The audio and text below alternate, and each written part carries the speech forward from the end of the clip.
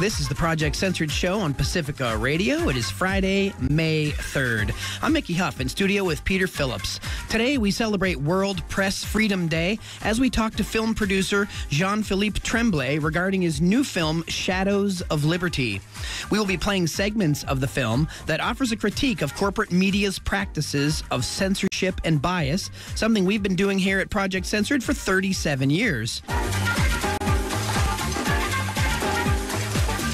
Welcome back. This is the Project Censored show on Pacifica Radio. I'm Mickey Huff in studio with Peter Phillips. Today we celebrate World Press Freedom Day as we talk to film producer Jean-Philippe Tremblay regarding his new film, Shadows of Liberty.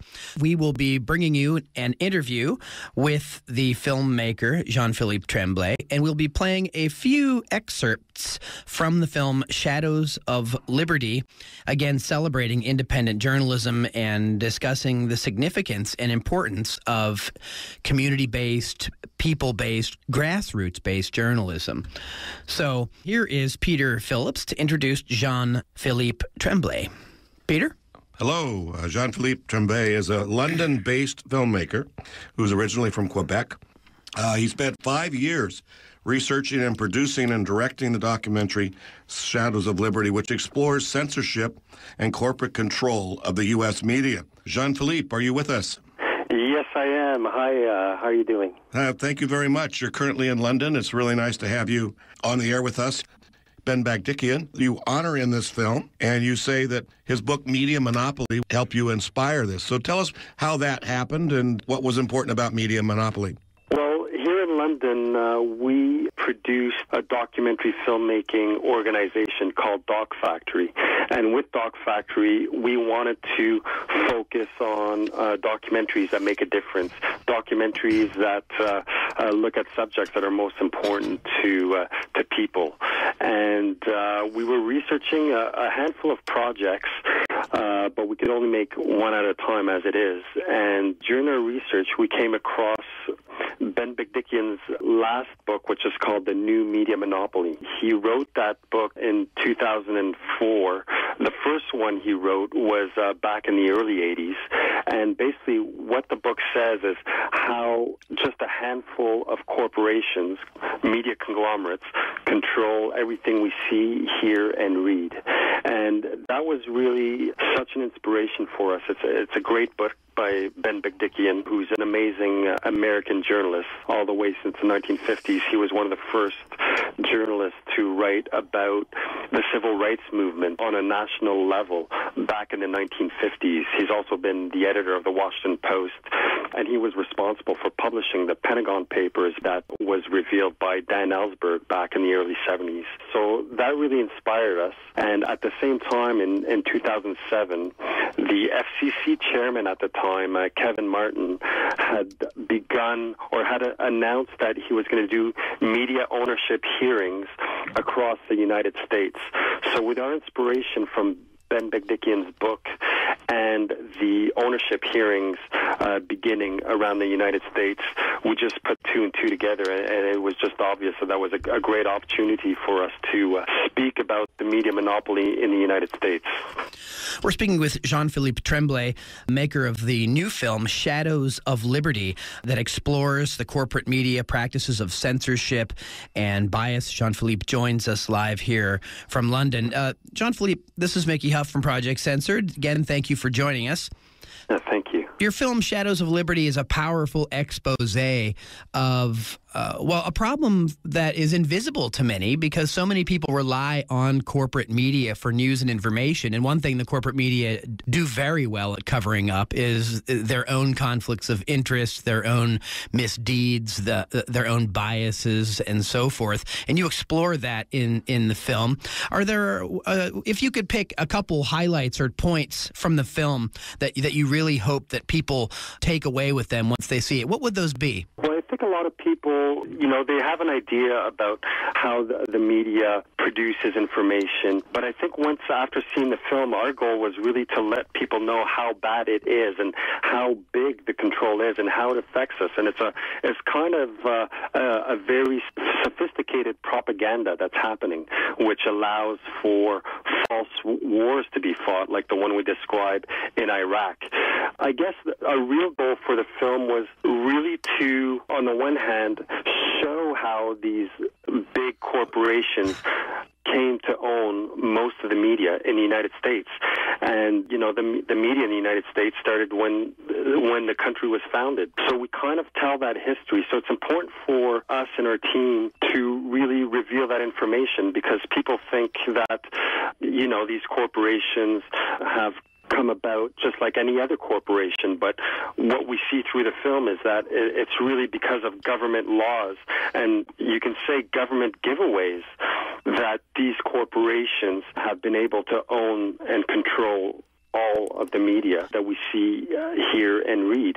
The other thing that I really wanted people to learn is to actually go through the journey of these journalists, how they try to bring about stories, how they try to report important stories, whether it's about corporations and how they operate, or whether it's about the government and what they do with our tax dollars.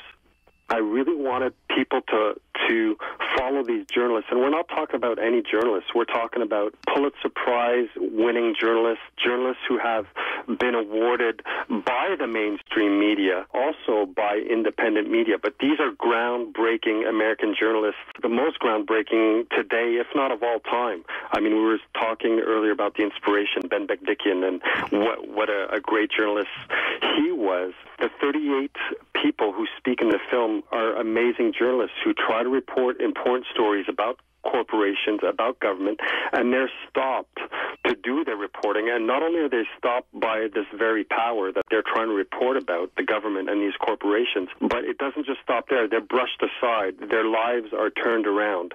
And we've seen this throughout history in media. Journalists are so important, and governments know that. So when a journalist does not support the government line, even though the government line might be a corrupt one, when they report that, this is bad for, let's say, governments, even though they are corrupt. So they actually go out of their way and brush these people aside. When we're talking about wars, some journalists are killed. This is what happens. Jean-Philippe, when Mickey and I heard about your film at the Media Reform Conference, we were very excited. We said we have to have you on our show because it's exactly what we've been doing for 36 years, Project Censored here in California. And part of what you cover is our good friend Christina Borgerson and Flight 800. Now, she, of course, looked into more extensively. She was with CBS, and she was handed the story and ended up losing her job over it.